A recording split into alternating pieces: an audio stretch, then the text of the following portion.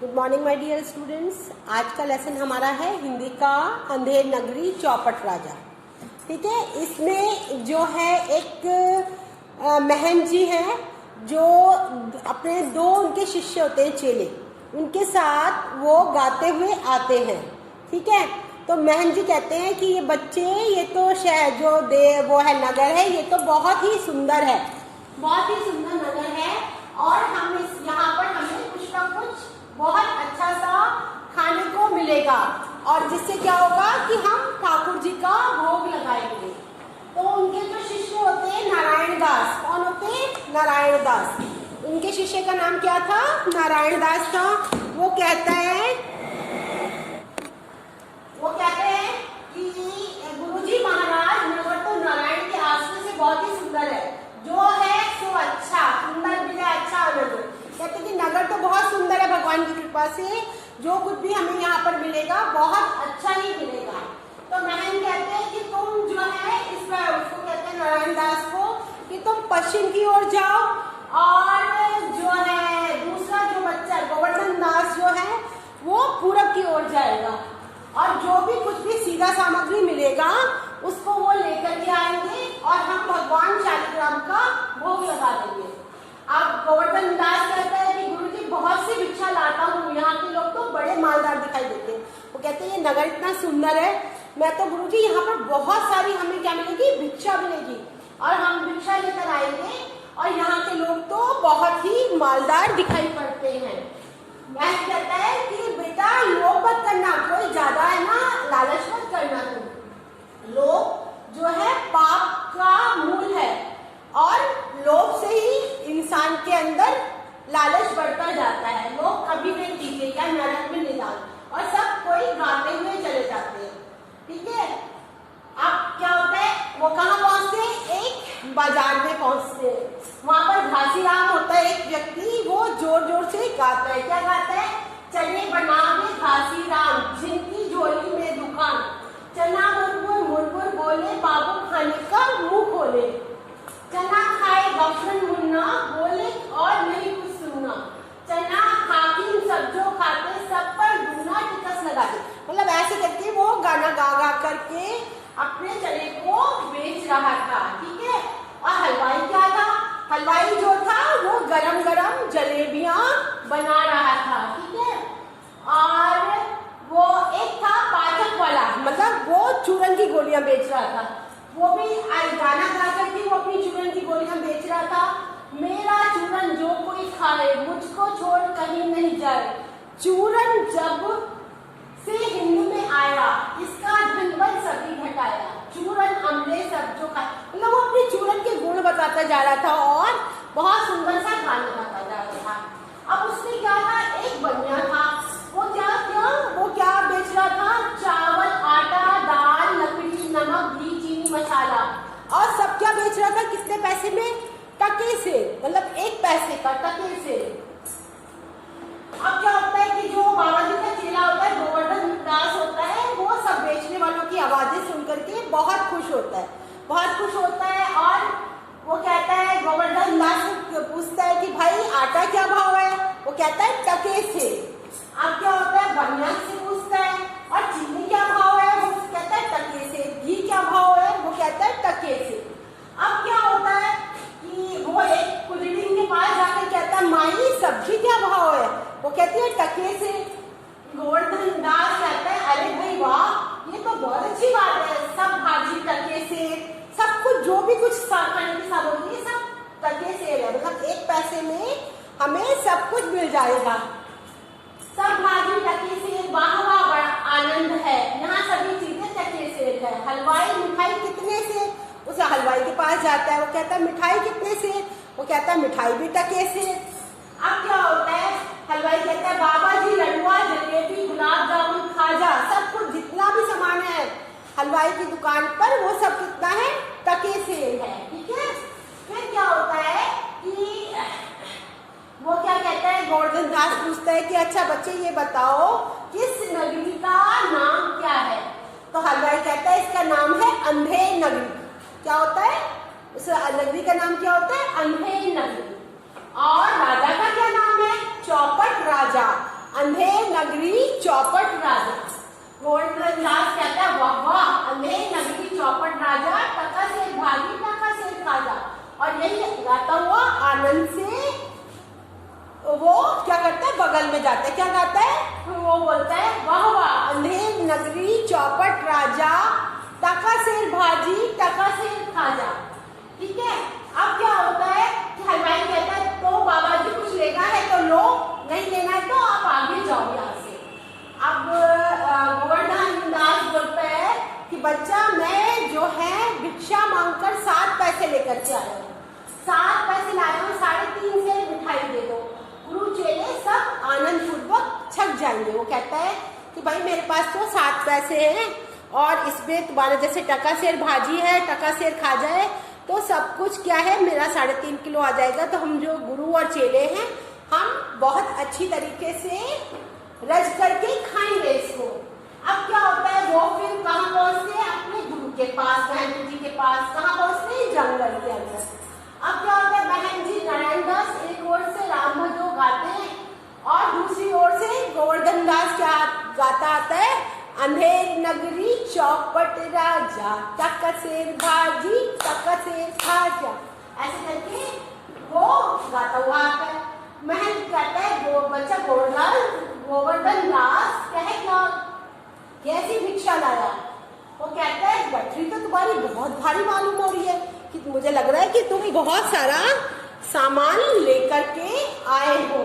ठीक है, गोवर्धन दास कहता है बाबा जी महाराज बहुत सारा माल लाया हूँ मैं, 3.5 किलो मिठाई लाया हूँ मैं। कितनी लाया हूँ, 3.5 किलो मिठाई। महल कहता है अच्छा देखो बच्चा मिठाई की बड़ा माल लाया है तुम तो वो मिठाई देख करके खोल करके देखता उसकी उसको जो गठरी होती है और वो कहता है कि वाह वाह बच्चा इतनी मिठाई कहाँ से लाए, किस धर्मात्मा ने भेंट की। कहता है भाई तू कहाँ से लेकर आए इतनी सारी मिठाई। तो कहता है गोवर्धन दास कहता है गुरुजी महाराज 7 पैसे कितने मिले थे भीख में, 7 पैसे मिले थे और क्या हुआ था उसी से मैंने इतनी सारी मिठाई मोल ली है। अब क्या होता है, महल कहता है कि नारायण दास ने मुझसे कहा था यहाँ सब कुछ जो है जो भी सामान है वो टके से मिलता है। कितना मिलता है, टके से मिलता है। मैंने इसकी बात को विश्वास नहीं किया था। बच्चा यह कौन सी नगरी है, इसका कौन राजा है और यहाँ टके से भाजी और टके से खाजा है। वो पूछता है उससे कि भाई इस नगरी का नाम क्या है और इसके राजा का नाम क्या है। तो वो फिर कहता है गोवर्धन दास बोलता है ये है अंधेर नगरी और चौपट राजा। अंधेर नगरी चौपट राजा, टके से भाजी टके से खाजा। तो महल कहता है अरे बच्चा ऐसी नगरी में तो रहना क्या है, सही नहीं है, उचित नहीं है। और जहाँ पर एक ही टके की भाजी और एक टके की ही मिठाई हो, मतलब दोनों चीजें एक ही समान हो, तो क्या होगा। सो बच्चा हम यहाँ से चलते हैं और ऐसी अंधेर नगरी में 1000 में मिठाई मुफ्त की मिले तो किस काम की। यहाँ एक क्षण नहीं रहना। वो कहते हैं कि हमें ये मुफ्त की मिठाई नहीं चाहिए क्योंकि यहाँ का कोई विश्वास नहीं है, कभी भी कुछ भी हो सकता है और हमें अपना यहाँ से प्रस्थान करना चाहिए, हमें यहाँ से चलना चाहिए। अब क्या होता है कि बहन कहता है गोवर्धन दास कहता है गुरुजी ऐसा तो संसार भर में कोई भी देश नहीं है, 2 पैसा पास रहने से ही मजे से पेट भरता है, मैं तो इस नगरी को छोड़कर नहीं जाऊंगा। अब जो उसका चेला होता है महंत का वो कहता है कि गुरुजी ये तो बड़ा मजेदार नगर है, यहाँ तो सब कुछ बड़े आसानी से और सस्ता मिलता है, मैं तो इस शहर को इस नगर को छोड़ करके बिल्कुल भी नहीं जाऊंगा। और देखिए दिन भर मांगो तो भी पेट नहीं भरता, किसी दिन तो हमें भूखा ही सोना पड़ता है, उपवास ही करना पड़ता है। ठीक है, फिर उसके बाद महल कहता है देख बेटा तू पछताएगा। गोवर्धन दास कहता है आपकी कृपा से कोई दुख नहीं होगा, आप भी यही रहिए। वो कहते हैं कि हमें ऐसे है आपकी कृपा से कोई दुख नहीं होगा और मैं तो कहता हूँ महन जी आप भी यहीं पर रहिए। अब वो कहते हैं महन जी कहते हैं कि भैया मैं तो इस नगरी में एक पल भी नहीं रहूंगा, एक क्षण भी नहीं रहूंगा, देख मेरी बात मान, मेरे पीछे बस जाएगा, मैं तो जाता हूँ। और वो कह करके जो महन जी होते हैं वो वहां से चले जाते हैं। शिष्य होता है वो कहता है प्रणाम गुरुजी, मैं आपका जितने ही स्मरण करूंगा, मैं तो फिर भी कहता हूँ आप भी यहीं रहिए। और कहता है गोवर्धन दास कहता है कि भाई गुरुजी आप भी यहीं रहिए, मैं तो आपको बार बार कहता हूँ इतना मज़ेदार खाना इतना सस्ता और कहीं नहीं मिलेगा। बाकी जगह तो हम इतनी मेहनत करते हैं और तब भी हमारा पेट नहीं भरता, यहाँ तो हमें इतना सारा खाना एक टके में ही मिल रहा है, एक पैसे में ही मिल रहा है। अब क्या हुआ कि गोवर्धनदास ने जो है जो महंत जी होते हैं वो तो चले जाते हैं और गोवर्धन दास होता है वो बैठ करके मिठाई खाता है। अब क्या हुआ, अब चौथा सीन किसका है, वो राजसभा का, महल का, जो राजा के दरबार का। तो उसमें जो वो राजा होता है, महाराज बोलते हैं उसको, महाराज जो है वो क्या हो रहा होता है, शराब पी रहा होता है। तो राजा मुंह बनाकर पीता, तो उससे कहता है और दे। और इतने में क्या होता है कि कोई बाहर से आता है, वो कहता है दुहाई है दुहाई है, और एक फरियादी को वो पकड़ करके लाते हैं। तो फरियादी कौन होता है, जो किसी नगर में आकर के फरियाद करता है, उस फरियादी को पकड़ कर लाते हैं। तो वो कहते हैं कल्लू बनने की जो दीवार है वो गिर गई है, उसके नीचे मेरी बकरी दब गई है, ठीक है, और दुहाई है महाराज न्याय होए। अब वो जो आके फरियादी है वो कहता है कि ये कल्लू बनिए की जो दीवार है वो क्या हुआ है, गिर पड़ी है और मेरी बकरी जो है नीचे दब गई है, तो मुझे न्याय मिलना चाहिए। अब राजा कल्लू बनिए की दीवार को अभी पकड़ कर लाओ। राजा तो बेवकूफ होता, अंधे चौपट राजा होता, उसको पता ही नहीं होता दीवार क्या, वो कहता है दीवार को पकड़ करके लेकर के आओ।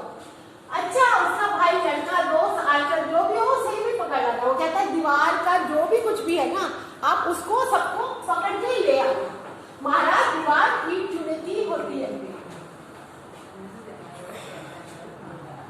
ईंट चूने की होती है, उसको भाई बेटा नहीं होता। वो कहते हैं अरे महाराज जो दीवार तो ईंट और चूने की होती है उसका कोई बेटा नहीं होता, कोई वो इंसान को भी नहीं है। अच्छा, तो उसका आशना वो कहते हैं अच्छा इसके जो है कल्लू बनिए को पकड़ कर लेकर आओ। अब क्या होता है, नौकर लोग दौड़ करके वहां से बाहर से बनिए को पकड़ करके लेकर आते हैं। और वो कहता है मंत्री कैसे, बल्कि नहीं महाराज बकरी। वो कहता है क्यों बे बनिए, इसकी लड़की नहीं बल्कि क्यों दबकर मर गई। मतलब राजा इतना चौपट होता है तो उसको बकरी बोलना भी नहीं आता है। तो मंत्री उसका कहता है कि बल्कि नहीं महाराज बकरी। क्यों, कहता है बरकी नहीं मरी है, बकरी मरी है इसकी। तो कल्लू कहता है महाराज इसमें मेरा कोई दोष नहीं, कारीगर ने दीवार ऐसी बनाई थी और फिर वो गिर गई। अच्छा, इस मल्लू को छोड़ दो, कारीगर को पकड़ के लाओ। वो कहता है कल्लू की जगह किसको बोलता है, मल्लू बोलता है उसको। कहता है इस मल्लू को छोड़ दो और जिसने ये दीवार बनाई है उसको पकड़ कर ले सकते हो। तो वो कहता है हाँ बकरी क्यों मर गई, बोल नहीं अभी फांसी देता हूँ। उसने पूछा कि ये बकरी मरी कैसे, तू बोल नहीं तो मैं अभी इसको फांसी देता हूँ। अब कल्लू जाता है, लोग कारीगर को पकड़ कर लाते हैं। क्यों है कारीगर, इसकी बकरी किस तरह मर गई।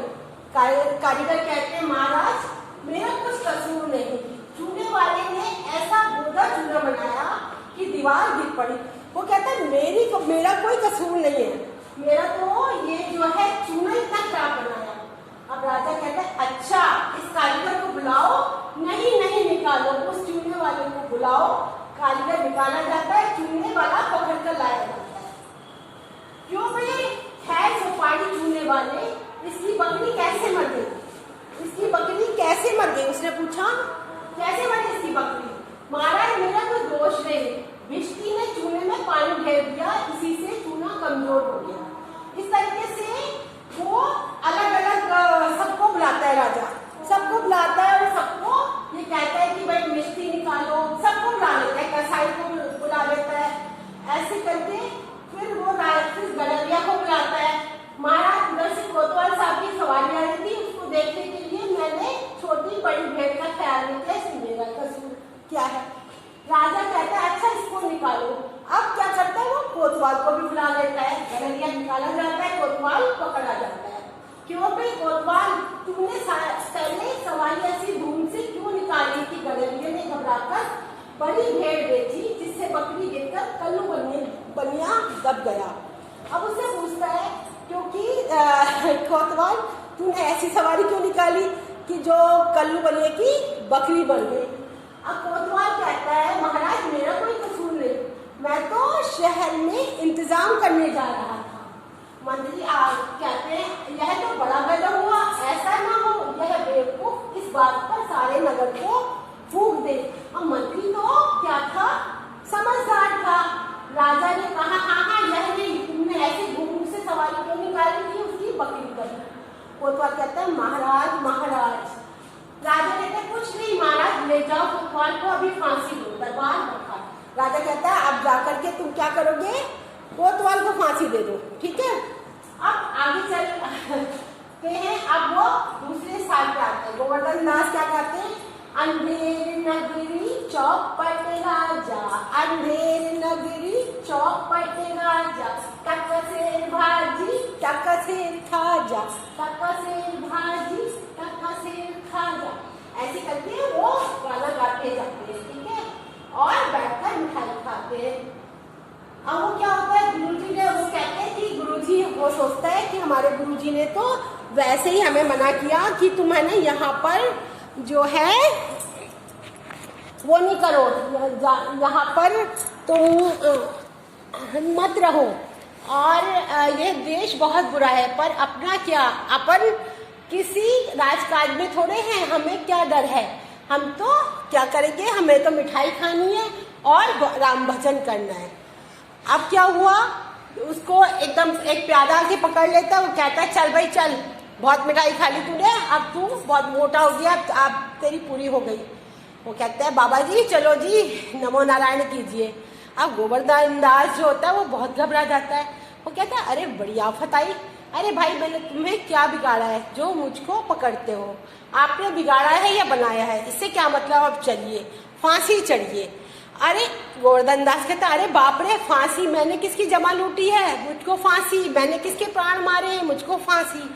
वो कहते हैं आप बड़े मोटे हैं इसलिए फांसी होती है, मोटी होने से फांसी, यह कहाँ का न्याय है, हंसी फकीरों से नहीं करनी होती। वो कहते हैं जो गरीब लोग होते हैं उनसे कोई हंसी नहीं करते, कि वो फिर क्या होता है कि कोतवाल का हुक्म हुआ है कि फांसी का जो फंदा है जितना बड़ा है, अगर जिसकी गर्दन जैसी होगी, मोटा आदमी पकड़ कर लाओ, जिसको कि बकरी मारने के अपराध में सजा दी जाए तो तुम्हें फांसी दी जाएगी।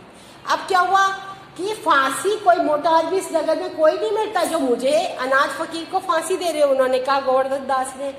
तो उसने कहा दो बातें हैं कि एक तो नगर भर में राजा के न्याय से डर से मुटाता ही नहीं कोई, और दूसरे किसी को पकड़े वह न जाने क्या बात बनाए। इस राज्य में साधु महात्मा इन्हीं लोगों की तो दुर्दशा है, इसलिए तुम्हें फांसी देंगे। अब गोवर्धन दास दुहाई परमेश्वर की, अरे मैं नाहक मारा जाता हूँ, अरे बड़ा ही अंधेर है, अरे गुरु महाराज का कहना मैंने नहीं माना, उसका फल मुझको भोगना पड़ेगा। गुरुजी कहाँ हो, आओ मेरे प्राण बचाओ, मैं अपराध मारा जा रहा हूँ। गुरुजी, अब वो चिल्लाता रहता है, अब उसको गुरु की याद आती है, अब उसको शमशान में ले जाते हैं उसको, गोवर्धन दास को। अब वो कहता है कि अरे भाई मैंने अपने गुरुजी का कहना नहीं माना। अब वो क्या होता है कि गुरुजी आ जाते हैं, अरे उन्होंने पूछा कि अरे तेरी क्या दशा है ये, तो वो कहते हैं कि मैंने तो दीवार के नीचे बकरी दब गई, सो इसके लिए मुझे ये फांसी दे रहे हैं। गोवर्धन दास गुरुजी कहते हैं अरे बच्चा मैंने तो पहले ही कहा था ऐसे नगर में रहना ठीक नहीं, तूने मेरा कहना नहीं सुना, कोई चिंता नहीं, नारायण सब समर्थ है। और वो कहते सिपाही नहीं महाराज, हम लोग हट जाते, आप बेशक उपदेश दीजिए। अब क्या है, वो जो है गुरुजी अपने चेले के कान में कुछ समझाते हैं, ठीक है। तो गुरुजी तब तो गुरुजी हम फांसी चढ़ेंगे। गोवर्धन दास बोला कि अब तो गुरुजी मैं फांसी चढ़ जाऊंगा। उन्होंने महंत जी ने कहा नहीं बच्चा, मुझको चढ़ने दे। अब उन्होंने आपस में कान में बात कर ली कि हम ऐसे करके ड्रामा करेंगे। तो गोवर्धन दास बोला नहीं गुरुजी हम फांसी चढ़ेंगे। मैंने बोला नहीं बच्चा, हम फांसी चढ़ेंगे, और क्योंकि स्वर्ग जाने में बूढ़ा जवान किया, आप तो सिद्ध हैं, आपको गतिविधि मिलेगी, मैं फांसी चढ़ूंगा। और दोनों आपस में ऐसे ही हुज्जत करते हैं, आपस में मतलब बहस करते हैं। अब क्या होता है, सिपाही पूछता है अरे भाई क्या माजरा है, तो वो कहता है अरे कैसी गड़बड़ है, तो वो कहता है कि वो ये क्या गोलमाल है। सिपाही कहता है महाराज, चेला कहता है मैं फांसी चढ़ूंगा, गुरु कहता है मैं चढ़ूंगा, लेकिन कुछ मालूम नहीं क्या बात है। अब क्या होता है कि राजा इस समय इस साइत में, वो महंत कहते हैं कि राजा इस समय ऐसी साइत है, जो मरेगा वो सीधा कहाँ जाएगा, बैकुंठ जाएगा। तो मंत्री कहते हैं तब तो हम फांसी चढ़ेंगे। तो गोवर्धन दास कहते हैं हमको तो हुक्म है। कोतवाल कहता है हम लटकेंगे, हमारे उससे दवार गिरी थी। राजा चुप रहो सब लोग, राजा के रहते हुए कौन बैकुंठ जा सकता है, हमको फांसी चढ़ाओ जल्दी जल्दी। और क्या होता है कि महंत क्या करता है, जहाँ न धर्म न बुद्धि नहीं नीति न सुजन समाज, ते ऐसे ही आपो ही नैसे चौपट राज। अब क्या होता है कि वो जो है राजा फांसी पर चढ़ जाता है, और महंत जी और ने अपने शिष्य गोवर्धन दास को वो बचा लेते हैं। तो ये कहानी है अंधेर नगरी चौपट राजा की, बहुत अच्छी सी कहानी है, और इसको आप मज़ा आएगा बहुत पढ़ने में। इसके जो मल्टीपल चॉइस क्वेश्चंस हैं इनको आप आराम से करो। अंधेर नगरी के बारे में क्या सच नहीं है, क्या नहीं है कि हर व्यक्ति अपनी बला दूसरे पर टालता है, ठीक है। फिर उसके बाद गोवर्धन दास को पकड़कर ले जाया गया, क्योंकि किसी ना किसी को तो फांसी लगनी ही थी। अब इसके बाद हम चलेंगे इसकी कथा वस्तु और उस पर, ये तो सब मैंने कंप्लीट आपको करा ही दिया है। अब इसमें सही गलत, अभिनेता का तत्व नाटक को अन्य साहित्यिक विधाओं से अलग करता है, सही है। निबंध के दृश्य प्रमुख होता है, नाटक में भाव और विचार। गलत, सही मायने में व्यंग्यकार वही है जो ये सही गलत है, ये आपको पूरा कंप्लीट करना है, ठीक है। फिर ये MCQs हैं, सर्वाधिक उपयुक्त विकल्प चुनकर पूछे गए प्रश्नों के उत्तर दीजिए। गोवर्धन दास द्वारा अपने गुरुजी को पुकारने का उद्देश्य था कि क्या करना चाहता था, वो खुद को फांसी से बचाना चाहता था। उससे जब उसको फांसी की सजा हुई तो अब उसको अपने गुरुजी की बहुत याद आई और वो उनको पुकारने लगा था। फिर उसके बाद हम चलेंगे इसमें, इसके क्वेश्चन आंसर छोटे छोटे से ही हैं, सब सही गलत है। महंत लोभी नहीं, अवसर अनुकूल निर्णय लेने वाला विवेकवान व्यक्ति था। गलत, गोवर्धन दास समझदार था इसलिए महंत के साथ नगर से नहीं गया। गलत, अंधेर नगरी में हलवाई प्रमुख पात्र नहीं है, प्रमुख पात्र है। लंबे संवाद नाटक के प्रभाव में वृद्धि करते हैं। सही, छोटे संवाद कथानक के विकास। सही गलत के हैं ये, इसको आपको और MCQs हैं। राजा ने स्वयं फांसी चढ़ने का निर्णय क्यों लिया? क्योंकि स्वयं मुक्ति पाने की लालसा से उसको लगा कि मैं बैकुंठ पहुंच जाऊंगा। महंत ने वह नगर छोड़कर जाने का निर्णय क्यों लिया? क्योंकि उसको भावी संकट की आशंका के कारण उसको पता था कि यहाँ पर तो सब कुछ बहुत गलत है, यहाँ पर कोई समझदार बंदा ही नहीं है, तो इसलिए वो नगर को छोड़कर जाना चाहते थे। ये मैंने आपको सारा पूरा लेसन बहुत अच्छे से समझा दिया है। अब आप इसको अपने आप कॉपी में सारे कंप्लीट करोगे।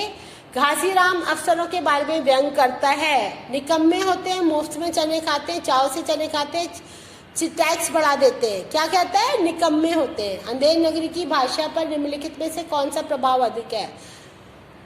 राजस्थानी, हरियाणवी, ब्रज, मैथिली। ब्रज। आगे इसमें मैंने ये आपको सब कुछ पूरा कंप्लीट करा दिया है। मुहावरे जो है इसमें मुहावरा छांट करके लिखना है और इसके वाक्य को लिखना है इसमें आपको, ठीक है। ये कंप्लीट हो गया लेसन। कोई भी प्रॉब्लम या कुछ भी आपको समझ नहीं आता तो आप मुझसे संपर्क करें या मुझे फ़ोन कर लें और कंप्लीट करके इसको अपनी नोटबुक में लिखें, रखें और याद करें। Okay, bye bye, see you, have you have a good day.